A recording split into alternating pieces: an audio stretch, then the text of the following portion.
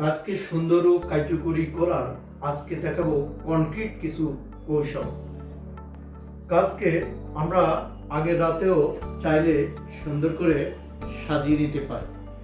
তা আমরা ABC priority বেসিসে আমরা করে নিতে পারি।